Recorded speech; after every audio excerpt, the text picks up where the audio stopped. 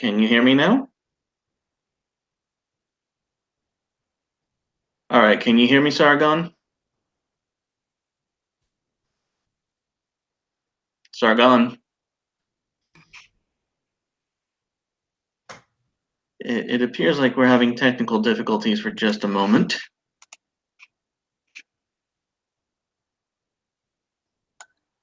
Are you there? Right, hang on. I'll hang on. I can't hear you. I'll be back in a sec. Okay. Apparently he couldn't hear me.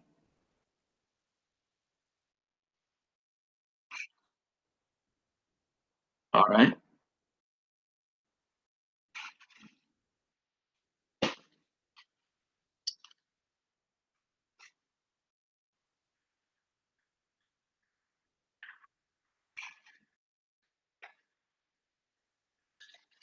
Do-do-do.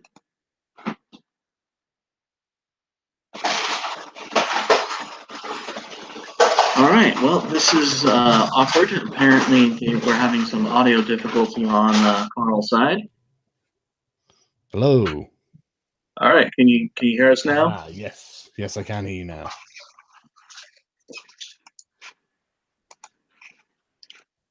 Can you hear me now, Carl? Yep, I can hear you. Can you hear me? Yes, I can hear you just fine. Dandy. Great. Wonderful. All right. All right. So this is the moment we have started the UKIP Liberalists, and we got 1,000 new members in less than 24 hours. Well done. Well, well done. So are you wearing your red coat? No, not yet. Not yet. Dang it. I told you to wear your Well, I mean, red coat. technically, they haven't accepted me yet. So, Is that actually a thing? Do they have to like? It takes 10 to 14 days, but they have my money. So, you know. So they took your money and they don't know whether or not they're going to give you support or not, or like authorize your membership into the party. That's not dramatic. Well, it's because it's done via an online process. Well, hey, worst case scenario is they don't let you in and they lose all their new support that made them relevant again. That's my take on it. Well, either way, it doesn't really matter because either way, like regular people are going to join it. I'm just one guy, so whether I'm a member or not doesn't actually matter.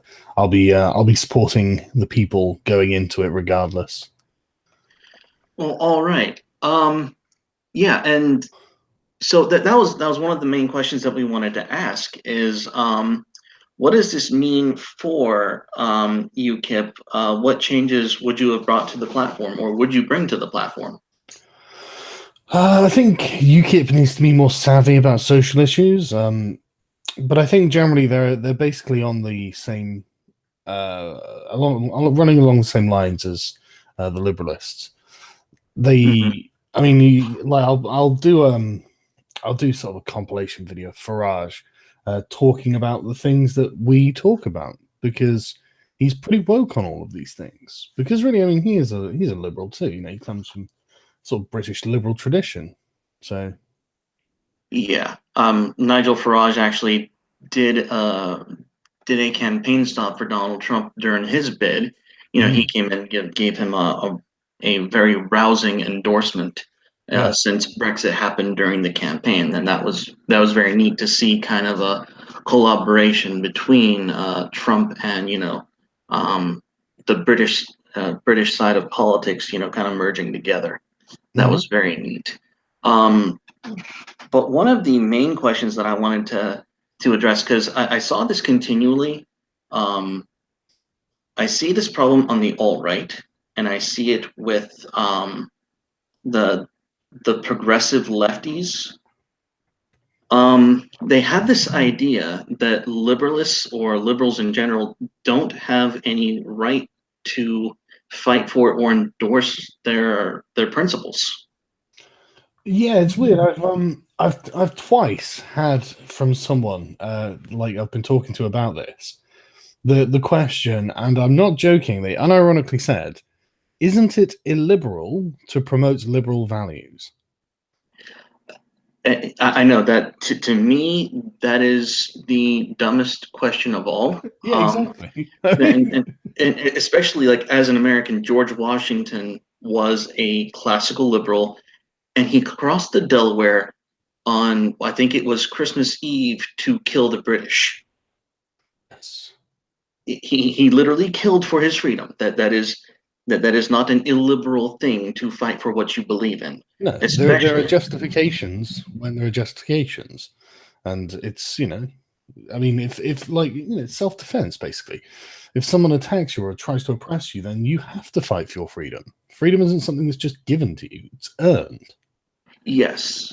And that brings me to my second point, which was what are the points of intolerance that should trigger liberalists into activism?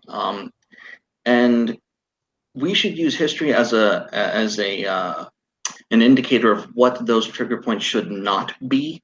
I don't think fighting for someone's minority oppression should be one of those points.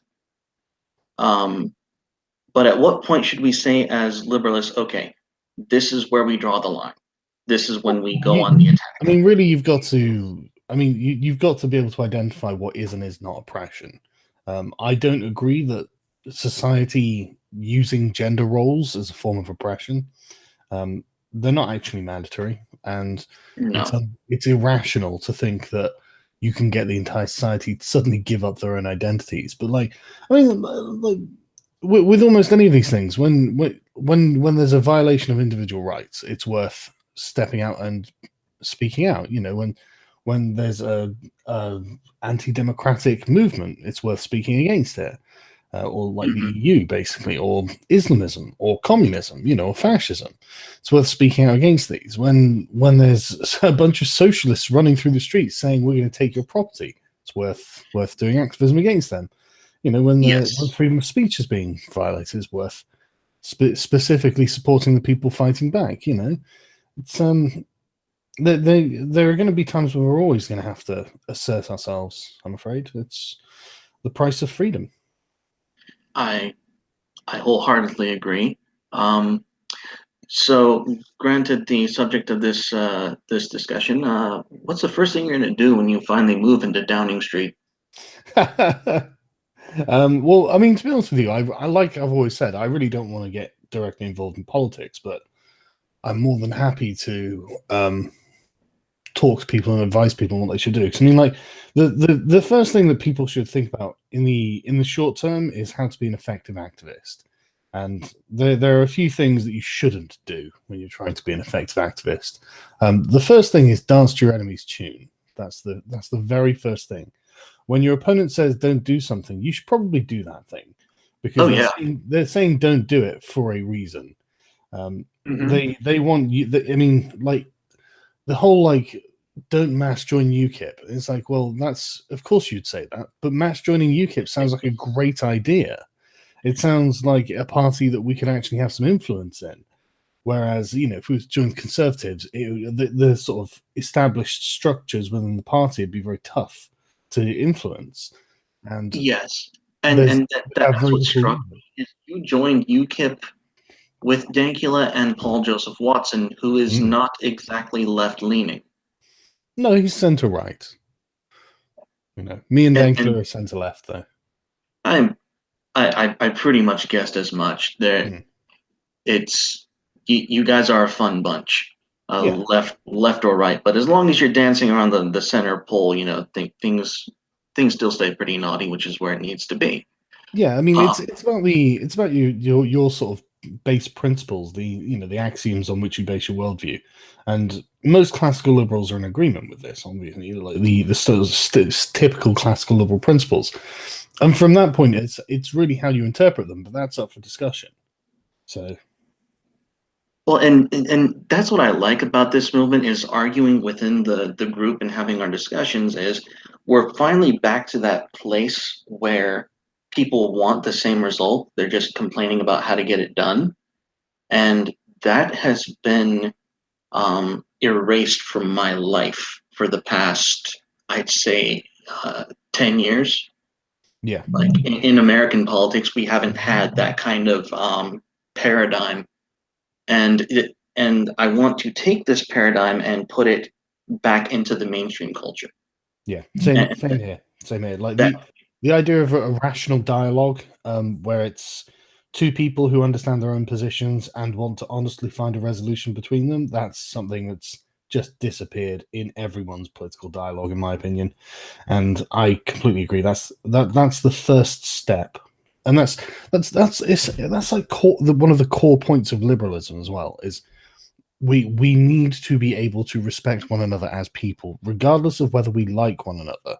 You know, there are lots of people who I disagree with politically, who I also don't like, but I'm more than capable of having a conversation with and not making it about them. You know, I can make it about their beliefs and the things that they say, so we can actually have the argument rather than just a shouting match. Yes, and I honestly miss that because growing up, I grew up in a strong Italian family. My mother was conservative, my grandmother was conservative, my grandfather was a Democrat. Mhm. And he grew up in the time where being a Democrat meant that you were pro-union, but also that you were pro-family. And over the course of growing up, I got to watch the Democratic Party betray pretty much every social issue my grandfather stood for. Mhm. And also, the I watched the unions get more and more corrupt Mhm. beyond recognition. And that's why I probably stayed conservative, even though he taught me how to think liberally, dare I say, progressively. But Mhm. the the love of civil rights came that I have comes from my grandfather. Um, Hmm. so I've been asked to ask you to put these in order of importance, policy Mhm. wise: Brexit, mass immigration, and Islamic reform. Go. Brexit is the most immediate and important subject in Britain. There is nothing more salient than this at the moment. Mass immigration is always an immediate and ever-present problem in my country. In America, I think you get, or you did get, more than under Obama. You're getting more than 1 million people in a year, which is enormous. Yeah, And that's legal immigration as well. In my country, we get 250,000, which for the size of my country is enormous. yeah, Um, that's obscene. And the thing about America is, once they come in through wherever border they're coming from, they hmm, can disappear into the middle or stay in the metropolis, and yeah. it's really hard to notice at first. It takes a couple of years for us to realize, Hmm. holy shit, we're being imposed upon. Yep. And it really is honestly a little bit too late to turn it back now. We just have to stop the hemorrhaging as soon as possible. Um, So same here in Britain, really. With the just sheer number of people coming in, it just needs to be slowed to the trickle that it should be. Um, and then Islamic reform. I mean, that's obviously an important thing, but that's a long term goal. That's something that's going to take centuries, probably. So, well, and that's I don't know how you would. To me, I think that is more of a cultural revolution that the mhm. liberalists and those of us who are involved in it should take on upon ourselves. Is encouraging. How would I say this? Making it culturally impossible for radical Islam to exist. Yeah, I agree. I actually really like what Imam Tweedi's been suggesting. I watched his interview with Tommy Robinson the other day, and I agree with him. Like I've read the Quran, and the Quran was not actually as bad as I was expecting. No. It's bad, obviously, but it's on the same level as the Old Testament. But the problems Hmm. with Islam come from the Hadiths. Tweedy specifically cites the Bukhari as being the worst of the worst. And I mean, you can read some of the passages from it, and then you realize this is where the terrorist justification is coming from. The Quran is just justification for something like Sharia law, which obviously is bad, but it's not jihadism. It's Yeah. just an oppressive theocratic social system. um, but the jihadism is the real problem. Sort of in the as Hitchens said, gives Islam bloody borders. Um, Hmm. and this all seems to be inspired by the hadiths. And then when you look at, say, I can't remember the name of the book that's the sayings of the Prophet Muhammad, but it was compiled by a historian 200 years after Muhammad's death. So I mean, Oh my from gosh. yeah, Hearsay articles. Wonderful. exactly. That's exactly his opinion on it. He was like, "Look, you can say that the Quran made up of things remembered by people who actually heard Muhammad speak within his lifetime, and then wrote it down, and it was all collected. You can say that this has some legitimacy, Well, because hang on. Isn't that the entire Quran per se? Because Muhammad was illiterate. yes, the entire Quran was is second hand, second and third hand, but it is from people who knew Muhammad, who actually spoke to him and who he spoke to them. And so if you believe Muhammad was a prophet from God, then you can say the Quran undoubtedly has legitimacy in your eyes. But to suggest that the collection of sayings of Muhammad collected, I mean, like and the way it was done as well, there was something like, I don't know, 14, 20,000, so like huge numbers of sayings of Muhammad going around, and this guy whittled them down to about 6,000 or something like that, and said, right, these are the legitimate ones. And it's like, well, yeah, but based on what? Yeah, Just it sounds like the Islamic Apocrypha. Well, what the hell? yes, it very much does. And Tweedy's opinion, and I'm sure that mainstream Islamic scholars are going to completely against the idea, but his opinion is that these books aren't really trustworthy, especially when you make a moral argument against them, because it's easy to do that because there's lots of kill the unbeliever wherever you find him in these books. And so it's just like, well, if Muhammad really was a peaceful guy, I mean, I don't think he was, but if Muslims want to think he was, then they've kind of got to drop this text, because it doesn't. I mean, I would suggest that it's invalid anyway, just on the on the nature of it being basically hearsay. But Yeah. I would think that there should be some sort of Council of Nicaea where it's more stringently looked at. Well, I personally didn't trust the Council of Nicaea for the Christians either. Well, no, I don't either. But like, just the effect that it needs to have. Uh, so yes, get rid of the hadiths and this alleged sayings of Muhammad. Um, Basically, yeah, yeah. well, also, where was I going to go with this? Oh, yes, the Sharia courts. There's a problem in regards to secularism with these Sharia courts. Mm-hmm. And I also heard in another stream that you did with I can't remember his name. But he asked you if you would be okay with getting rid of all of the other religious courts as well. Oh yeah. Um, and in the back of my head, I'm agreeing with you. But in terms of Sharia, my understanding on the Christian courts and the Jewish system is that they rule basically on what I would call um, in club matters, things of penance, things of like worthiness, and like how would you say, like self atonement. Sharia seems to be more secularly based. Am Well, I? that's interesting you say that, because I mean, that's not a legal matter. That's something outside of the purview of English common law. Yes, No, English common law doesn't care if you're a sinner. exactly. But the And that Sharia, was my question: is yeah. in Britain, do the Catholics, do the Jews, does the Anglican Church do they have a say in secular matters, or are they actually equal in terms of the extent to which Sharia imposes itself? I don't know the direct influence of these things, so I can't answer that directly. But the the Protestant Church doesn't operate courts or anything like that. Okay. I mean, it's a very English institution, so the law system is the English common law. Um, I don't know if the Catholics do, but I've never heard of it. I'd be Yeah, surprised if they do. the reason I I'm asked is because I hadn't heard of it either. Yeah, And I'm pretty sure because in my own faith we have our own councils with where you do confession or whatever, of course, yeah, and but that's none of it. it. And it's all what I would call in club matters. Yeah, that's faith issues. They're not legal issues. And if Sharia courts were just faith issues, I probably wouldn't have a problem. But Neither unfortunately, would I. Sharia specifically extends to the legal realm, and we That's can't not have that. okay.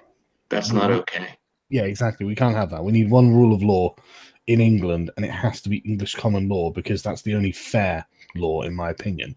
Um, I can't stand the idea of Sharia courts operating in my country. And if the rabbinical courts try to make pseudo legal decisions, then they can go too. I Yeah, think exactly. anything that represents a legal decision should be done by the English courts. End of story. Agreed. Well, now that we've already launched our UKIP Liberalist page, which, Mm, as I said, we've got over 1,000 members in less than 24 hours. Very impressive. yeah, What role do you hope the Liberals play in these new developments?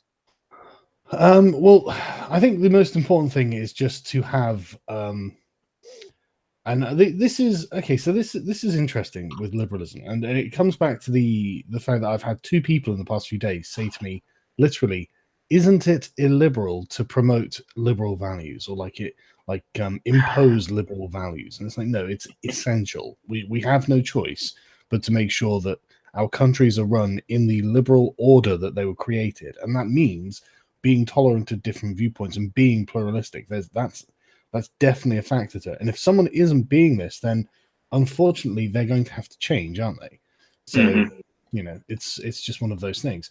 But there's nothing illiberal about that. And I think that this is the sort of self-confident liberalism with a bit of a swagger. I think needs to be something we bring back, and I think we're going to do that quite easily because we're the people who like to meme, we're the people who like to have some fun on the internet, and there's not really any getting rid of us. No, there's no way to get rid of us. We're loud, we're Yeah. abrasive, and we're intelligent. Um, we have lively discussions within ourselves that we bring out into the internet and the debate forums, and I don't think they're as prepared as we are because we sharpen ourselves against the alt-right who are atrocious, Hmm. but they're not stupid. And I'll be perfectly blunt. After dealing with the alt right for so long, I went and faced off against some of my old SJW acquaintances. Oh my God, it was unbelievably too easy. I, They're I tame, was. aren't they? They're very tame by comparison. It's frightening because it makes you realize that the alt right really know what they're doing.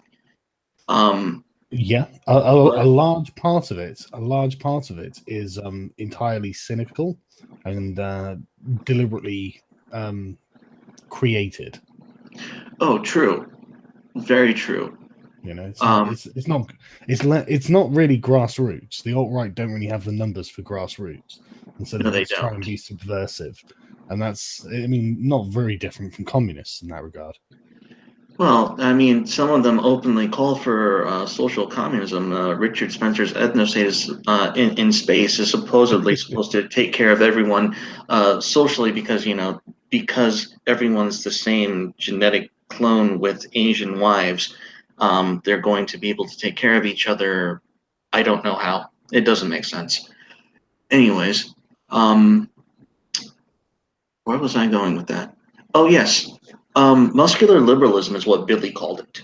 This ability to Hmm. fight for what we believe in and not apologize for it. Gavin McInnes says that is, um, I'm a proud Western chauvinist who refuses to apologize for creating the modern world. Um, Yeah, and you need to be proud of it. You need to be proud of creating the best that we have ever had. yeah, I think so. I mean, there's just no debating that by the numbers, liberalism won. I mean, The Economist put out an article the other day that in which they assert that liberalism was the most successful political ideology of the last 400 years, and after the 20th century, it's the only one left standing.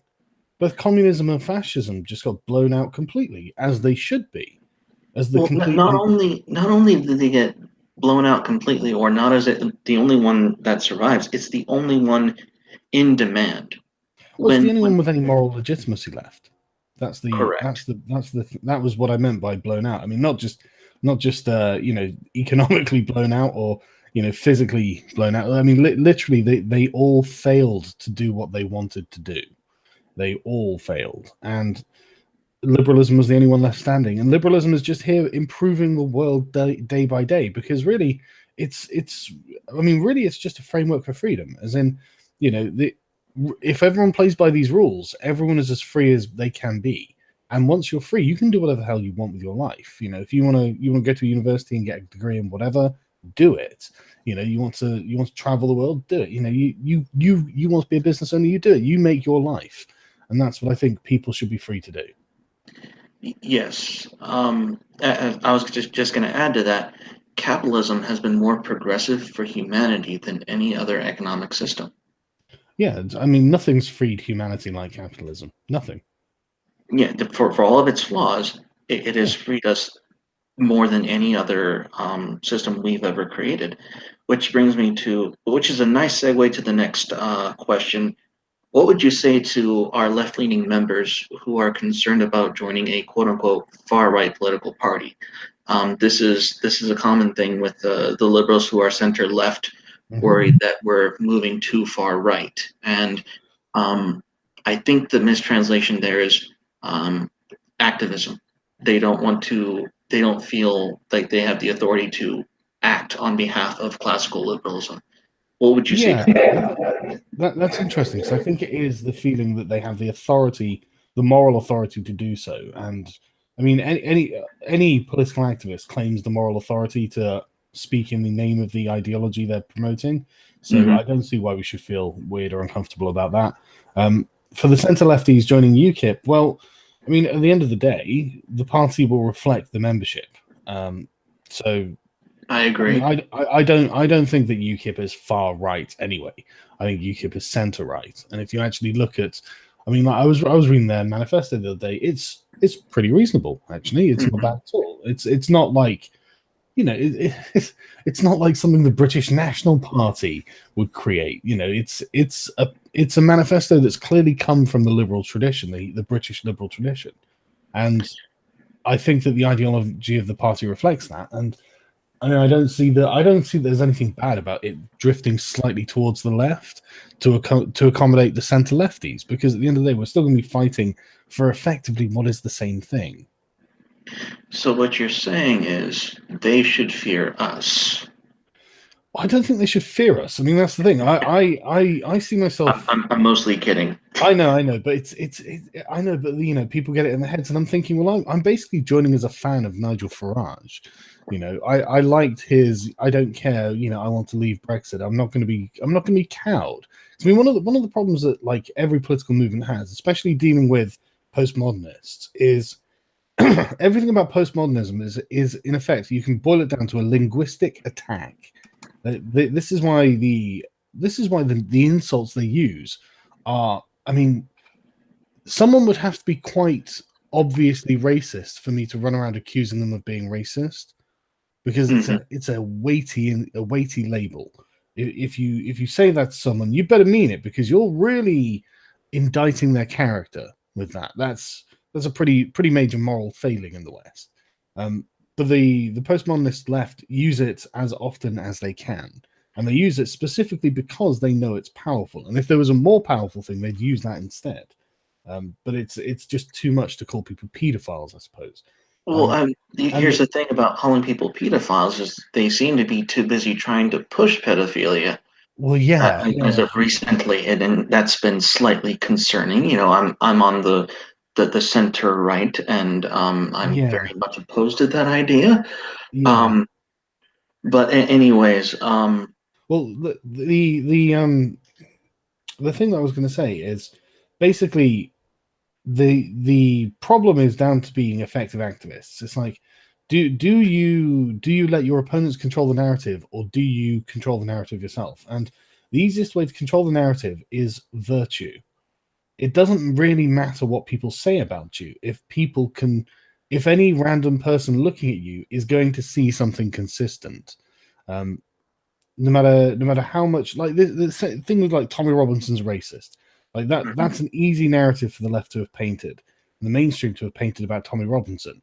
But I really think that the narrative is starting to crumble at this point, because Tommy Robinson is just not a racist. I've spent time correct. with him. I've watched his videos. don't see what where the racism accusation is justified, because he does seem to know lots of non-white people and seems to have them as friends and doesn't care about them. It's not like doesn't care that they're different races. He is specifically an anti-Islam campaigner because of his personal experiences with Islam, and we're talking like conservative, hegemonic Islam. We're not talking Yeah. about the sort of progressive individualist Islam. So whenever Tommy has to speak to a Muslim, they make sure that it's kind of like a BBC certified halal Muslim. They never get someone who's a bit more conservative and Yeah. also, and therefore Yeah. a bit Yeah. more No. hard line to talk to him, because that person, Tommy would ask him, well, what do you think about gays and whatnot? And that person would have to say, and that would make Islam look terrible. So they don't do that. But yeah, don't be an optics cuck, basically, in my opinion. It Well, doesn't no, matter and what they say that about was you. my concern when you said virtue. I'm like, oh no, he's not going into optics, is he? Um, Yeah. that was really concerning for me, because we have had sort of an issue with the liberals and people being overly concerned with optics. Yeah. Yeah. And I'm the no, the virtue, the principles, Yeah. the need to take a stand for classical liberalism, that comes first before Yeah. any optics. And this is the important thing. It's like you are what you do. So if you are, like I put out videos, I try to make sure they're good videos. I'm always honest with the way I do the videos. I list all the sources. I'm accountable to my audience, and I do this all the time. Every video I do, every time, anytime there's an update, people say, oh, there's a mistake here or something like that, I'll correct it. And this is something that people watching my channel, just the regular Mhm. person watching my channel, will see in action. They'll see the process of me doing this. And so they will be able to say categorically, Sargon does this. And so when a left winger goes, he does nothing, he does the opposite of this, they can say, well, I know that's not true. And this is the same with any kind of virtue signaling. Your actions will speak for you. You do not have to prove yourself to not be what you're accused of being. If it's an accusation that has no validity, then it will just fall away on its own time by the fact that you act in a way that is contrary to it. And the person who's making the accusation will just look like a liar. So don't be an optics cuck. Be virtuous. I would agree with you. No, I am agreeing with you wholeheartedly. But this is something that is new. This is something that people are not used to taking upon themselves. This is something where in the past people have simply assumed that if the media or the mass media Mhm. says this is what you are, you're stuck with it. People are not used to having the power of speaking against the power. And That's true. Yeah. it's so it is liberating as a liberals to realize the internet and the the access to information is on my side. The truth is finally on my side. I don't have to worry about the BBC, the Guardian, the Independent. I don't have to worry about any of it. I can simply be virtuous and not have to worry about appearances. Mhm. And that is something that we have to remember day in and day out, that eventually the truth will out and it won't matter. Mm. I think the politics of character are becoming more important, and the politics of character attacks are becoming less important. I think things are going too far. The oh, don't like when I did an interview with Majid Nawaz, I had so many people on like say to me, you shouldn't talk to Majid, he's a secret Islamist or something like this, right? And obviously Majid got the same with me. You shouldn't talk to Sargon, he's a secret Nazi. And Oh my gosh. yeah, no, I'm not joking. Like loads of my followers and loads of his followers said these things respectively to us. And when we met up, we were just like, why do so many people not want us to talk? And it's like, well, probably means we should talk then. you know, Absolutely. if people want you to not do something, it's to their political gain and not yours generally. And it's the reason that they take an interest in the fact that you're doing it is because they think it's going to damage their political stance.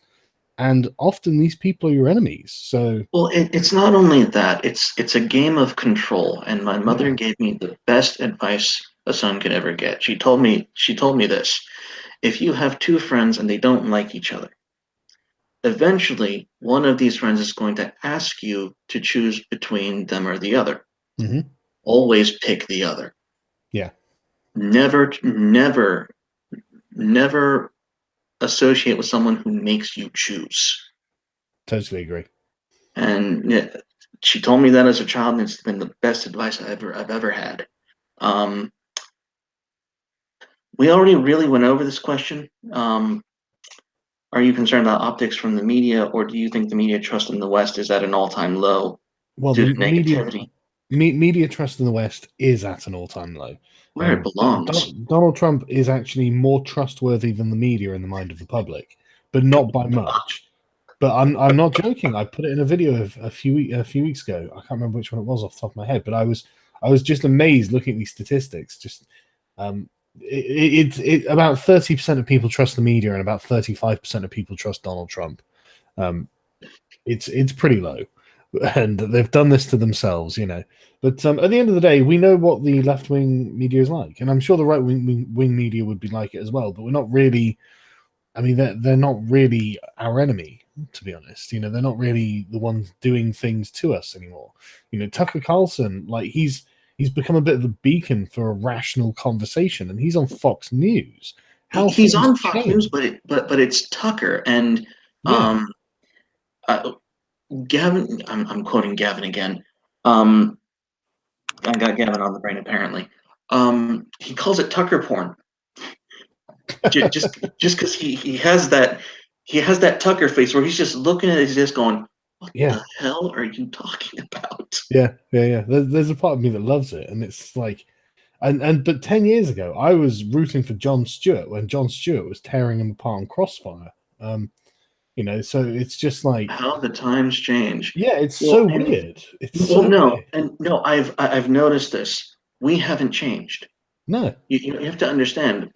It's not us. It's literally everything that we've been told academically and socially has been constructed for us. And how do I say this? The veneer is falling down, Hmm. and we're realizing that there are consequences for how we behave in our culture, and we've taken a few missteps, and we're realizing what that is, Hmm. or where that's at. I've the kids growing up today are growing up to be conservatives. They're far more on the right now because they're realizing all the mistakes um, or misinformations that they've been fed in their schools, and it's been I interesting to think it's a watch. reaction to such left wing education. I mean, you know, what else do you expect? And one of the things that I think people these days are really crying out for, and Jordan Peterson is the example of this, is just meaning. You know, why Yes. should I? And the postmodernists obviously spend I mean, that's the purpose of postmodernism is to attack meaning, because meaning comes from the narrative you weave around something, the meta narrative. It comes Hmm. from the story you're being told, and what the story imbues in the actions and the beliefs themselves. And this is the thing. I've been studying postmodernism a lot recently. And it's very clever. It's a very, very clever attack, and I don't think I think it's done. I think it's over. And I think at this point we're now in the position where we need to rebuild the narrative of the West. And I think I would agree. May I make that's our a job. suggestion for where you can start with that research? Uh, Camille Paglia, I'm sure you've heard Hmm. of her. Oh yeah, I'm a fan. She, and so am I. She debunked Foucault 30, 40 years ago Hmm. in one of her original writings. Hmm. I haven't gotten my hands on it, but if you wanted a place to start, that would be a good place because she was one of the first to do it. Well, Um, the way I've been, I mean, the argument is effectively done against postmodernism now. I think now it's just basically rooting out legacy postmodernists in the academy. The trend is away from postmodernism because people have realised that, you know, it's the thing with postmodernism is not strictly wrong. It's just the way that by looking at the world this way, it's incredibly Machiavellian, and it puts you in a position where nothing matters, nothing has value, nothing matters. Everything is not only as lacking in value as anything else. It then appeals to your own biases, and this is why there's such a sort of strong Marxist contingent within postmodernism. Even though Marxism is modernist, so they're not postmodernist. They have a grand narrative of history. I mean, it's in the first line of the Communist Manifesto. Hitherto, all struggles were class struggles. You know, the first line. I can't remember exactly how it reads, but that's basically the message. That's an anti-postmodernist message. They're a modernist philosophy, and they're scientific socialists in their opinion. But the reason, at least according to Stephen Hicks, he thinks that postmodernism was basically a strategy in order to not have to abandon Marxism after the demonstrable failings of the philosophy in every time it's been tried. Oh, I would totally agree. I don't Of course. see postmodernism as a philosophy of fulfillment or enlightenment. It is a strategy. It's a loophole. It's a sidestep. Yeah, it's a linguistic deconstructionist strategy, and it's based on manipulating language. And once you realize that it doesn't have any values of its own, you realize that it can be filled with anything, which was their point. They wanted to fill it with effectively Marxist axioms. And this is why it's the far left that have adopted postmodernism, because really anyone could adopt postmodernism. But the problem with the far right is built on meta narrative. You know, the glorious history of our civilization, blah blah blah. You know, it's laden with meta narrative. But I'm sure there could have been an interpretation from the far right, but it's all the sort of the Marxists, effectively, and the neo-Marxists who have embraced it. And it's just, in Stephen Hicks's opinion, a subversive way of getting this into Western civilization after it failed everywhere else. And honestly, I think there's probably something to it. You know, I think he's probably got a real point. Well, no, in effect, that's exactly what they've done. And as Peterson says, you need to judge people. I think this is according to Jung, based on their results rather than what their declared intentions are, and that resonates very heavily with me. Well, I think you kind of need to do both. I think you need to see if the intentions match the results, or or at least an explainable way that the results didn't manifest. Because people are flawed. They make mistakes and stuff, and so they don't always get the intended results. But yes, but people are flawed, but people are also liars.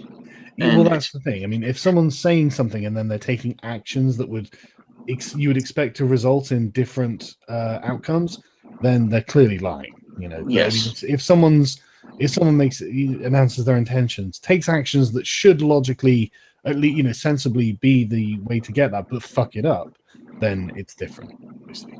Hello, gentlemen. Johnny. Yeah, no, I'm at work at the moment, so it's just a quick one. I'm getting requests that we should steer the conversation back towards UKIP, how it started out. I'm getting a lot of people sending me messages saying we should steer it back a little bit towards UKIP, and specifically this weekend is the Brexit march. Are you attending that, Carl? This weekend is the Brexit march, is it? It's the 23rd, yeah, on a Saturday. I was wondering if you are going to be attending that. I don't know. I've not heard about this. You never heard about it?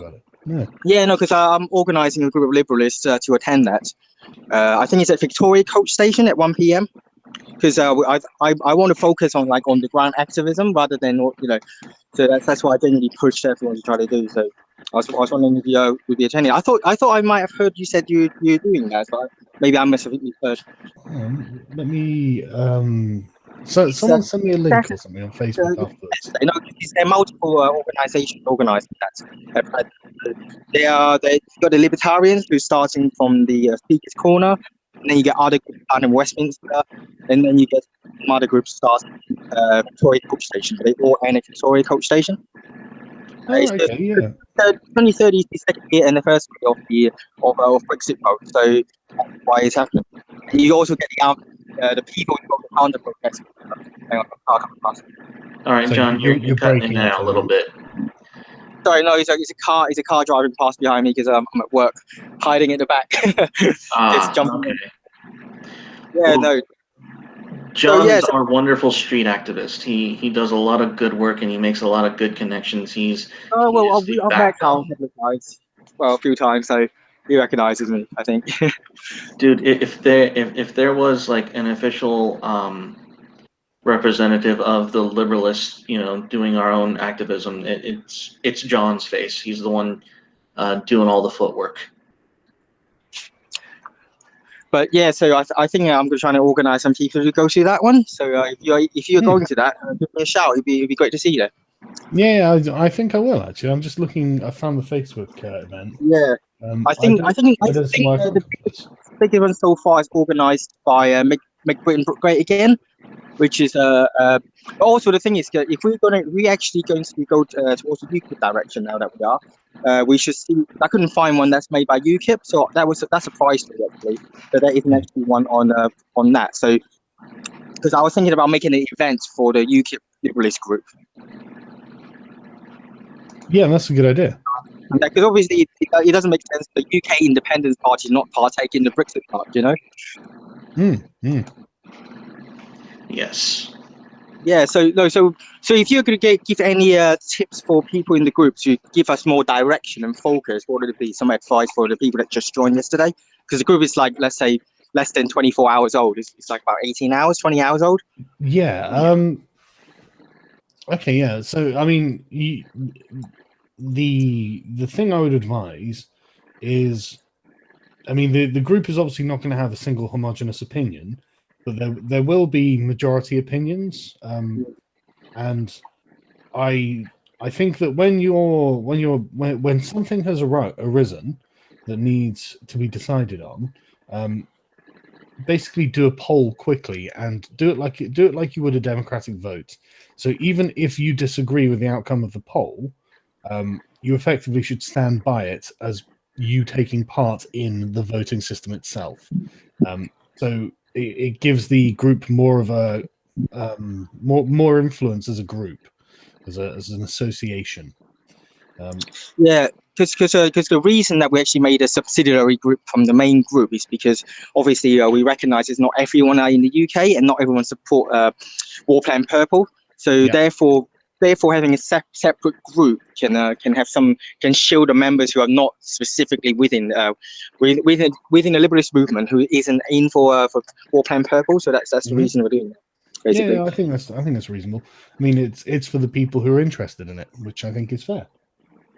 Oh, did you guys cover this?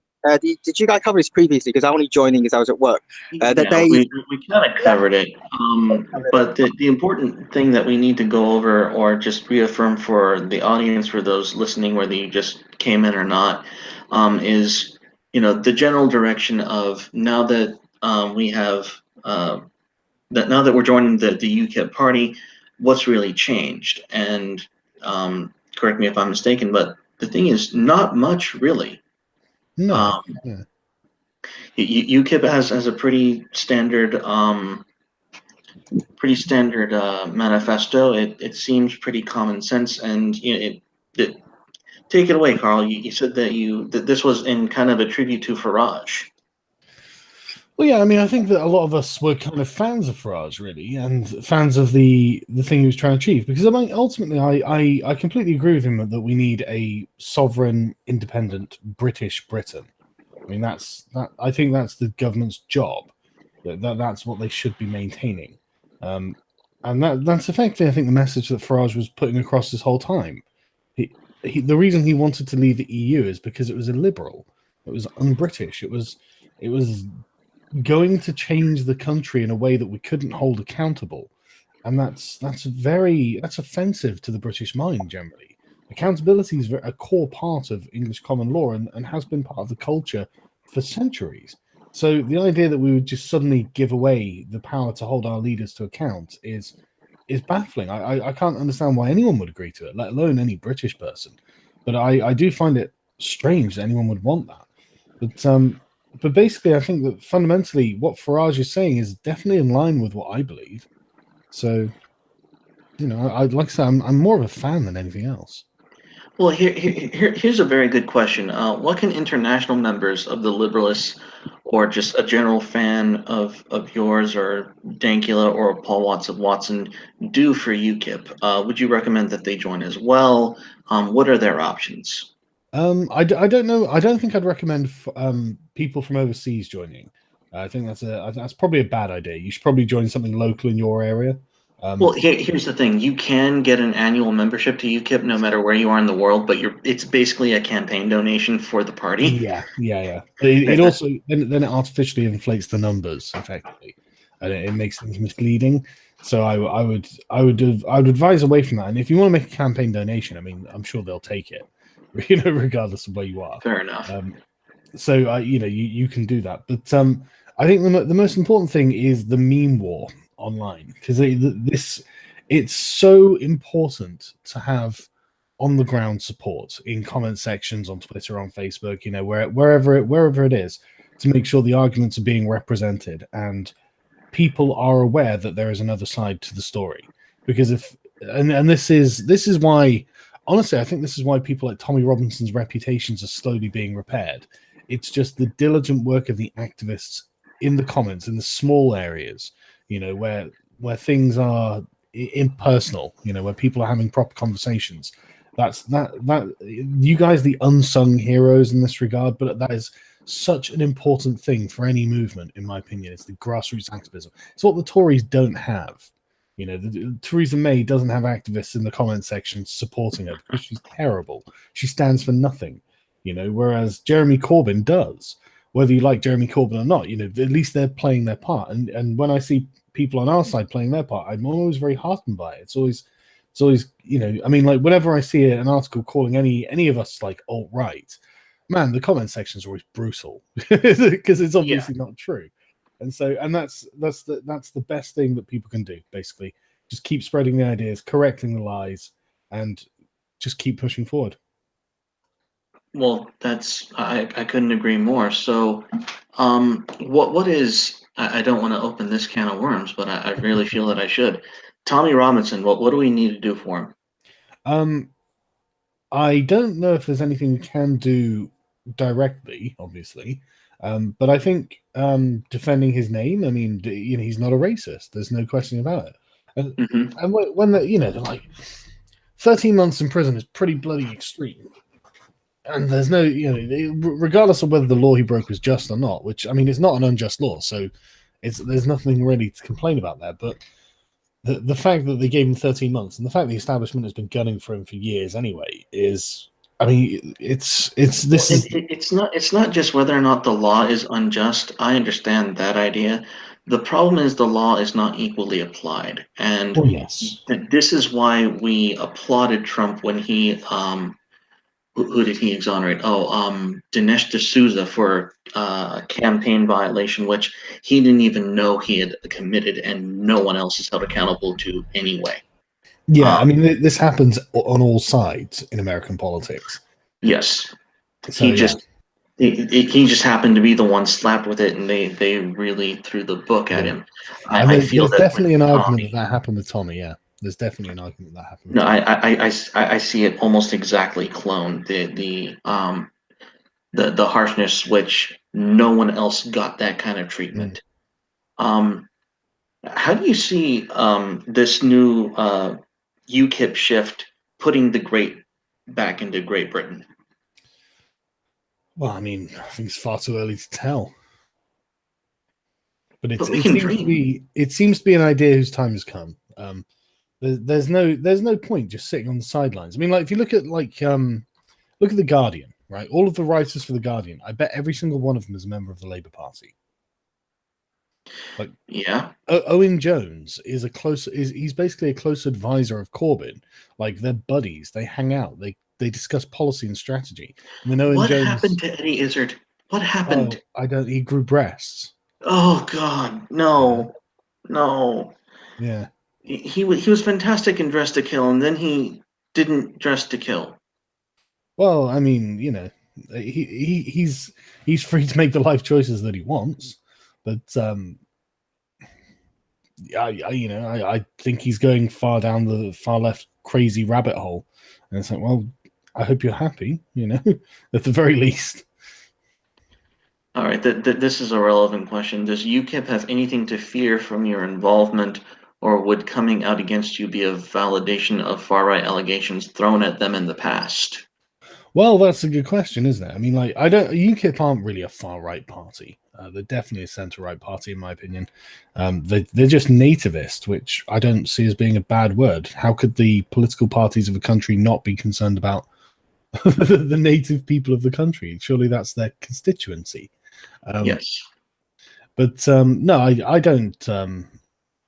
I don't think they should care about far right allegations, because the far left is going to make far right allegations against everyone. I mean, they do it against literally everyone. You can't. The Nazi hunt has produced very few Nazis. There's a distinct lack of supply in the equation of where the Nazis are, and yet, I mean, I'll probably do a video today about just some of just some things the Young Turks have been putting out because of this the children in cages scandal. It's like, Oh calm my down. gosh, Yeah, it's my wife got into an argument with her sister over this damn thing. yeah. I mean, A, And you weren't opposing when Barack Obama when he did it, and B, they're not like in concentration camps. They're just waiting no, for. no, no. It's worse than that. These people are posting pictures of children in cages at a symbolic protest and saying, "Look at what these evil Trumpian Yeah, death squads are doing." All it takes is 2 seconds of a Google search, and these people are debunked. It's yeah. embarrassing. And Dave Cullen did a really great video about it, where he just had them showing video footage of some of the detention centers, or like holding centers, and it's. Hmm. I mean, a lot of them look like summer camps. You know, they've got desks and TVs and computers and stuff. It's like, but you know, it's not all going to be the same, and there will be, like, temporary holding areas that do look like a cage, but they're just sat there for a few hours until they're moved to somewhere else. It's like, it's not the worst thing that's ever happened. And I tell you what, as a father, I'm telling you, kids cry about a lot of stuff. Yes. I'm just saying, a kid crying isn't necessarily a reflection of the kid unduly suffering. I mean, my son will occasionally cry if I don't give him desserts. Yeah, so Yeah. it's something kids do. I'm afraid you can't just and I suppose the childless millennial left have no idea, but like Oh my gosh. No, it that is another thing about our coming generation, the political climate. Um, can I ask you a personal question? sure. Um, would you say that your views or your opinions have shifted or morphed more on the political climate per se, or becoming a father? Um, hmm. I mean, I would. So I did a political compass test about 2 or 3 years ago, and I was probably about in the middle and to the left of the bottom spectrum, and Hmm. I've definitely shifted slightly to the right. But rather than being something like 5 or 6 squares to the left, I'm now about 3 or 4 squares to the left. But I'm still on the center left. Um, I'm just shedding a few of the socialist axioms that have kind of crept into my thinking without me knowing it. Um, and I think a lot of other people on the center left have done the same, realizing that the far left is basically a bunch of crazies and they've got nothing productive to offer, and they literally only have a history of abject failure. I think has done that to people. But I don't necessarily think being a father has changed my mind on that. That's just been my own studies, really. Um, but I mean, being a father, it makes you less sympathetic to people crying. Well, yes, it most certainly does harden you to that. You know, But for me, being a dad, I have three little girls. They're 8, 7, and yeah. 2, and you know, you start to realize, holy crap! Even if there is literally no hope of me doing so, I have to at least attempt at making the world better than when I left it. Oh yeah, yeah. There is that patriarchal calling of Mhm. holy crap, then there's work to do. there is there's work. much work to do. Yeah. So anyways, that was mainly what we've got. People were concerned about UKIP and where the future, what the future has in store for that. Mhm. And, you know, just the current events, just the way things are falling apart.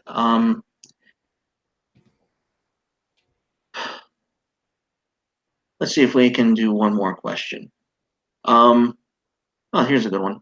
The UKIP manifesto states, the UKIP will review advertising, broadcast, and editorial codes, seeking commitments that editorial coverage and advertising campaigns will treat men and women with dignity and promote healthy body images. So, what to you is a quote unquote healthy body image? That's a mouthful. I mean, that depends on your opinion, and it. Sorry, so what was this from again? I missed that. It was from the UKIP manifesto, Right, okay. where they will review advertising and broadcasting codes. Well, I mean, it's down to their own discretion, isn't it? But I mean, I personally would have anything that wasn't obscene as permitted. Well, it's just one of those questions of what does a healthy body look like, Well, and yeah. what should I we mean, care about the societal effect of that? I believe is where this question's going. Well, I mean, there could be an argument for that. I mean, I'm certainly not suggesting that it's off the table, but I mean, it's hardly a priority for me. Let me think. Yeah, I mean, I'm gonna say same. I think there are more important things than worrying about people's body image. So, Just don't die prematurely. I mean, we all have that goal. yeah, I mean, at the end of the day, you'll feel better about your body if you eat well and exercise, and that's then it'll become less of a concern for you. So, on the topic of free speech, how far is too far for free speech in our current political climate? Is pretty much anything goes right now? Well, okay, yeah. So, I ideologically, I am a free speech absolutist. I think that the actions taken are on the person taking the actions, regardless of what someone has said. At the end of the day, it's your decision to act. But I can make concessions. I understand that's an absolutist position, and I understand this from first-hand experience. For example, if you're in front of a large crowd, and they're all very well engaged and eager to hear you speak, then you do hold influence over the crowd that you otherwise might not in day-to-day speech. And so, like incitement to rioting and violence, I can see that as not falling within the bounds of free speech. I can concede that, because of the circumstance. I think it'd be unreasonable to pretend that didn't exist. But generally in day-to-day life, I'm pretty absolutist. I mean, don't get me wrong. If you're running around saying the N-word in your job in the office or something, I can see them firing you for that. I don't see a problem with that. That's up to them. But Well, generally, I don't think there should be any legal penalties for things that you say. well, no, In and general, for me, I feel pretty much the same. My only thing with free speech is it should stick to your right to free speech should stay in the realm of politics.